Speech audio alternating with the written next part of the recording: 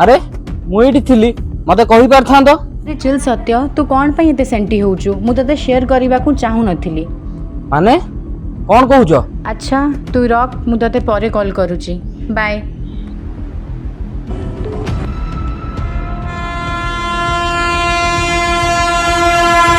कौन है भाई?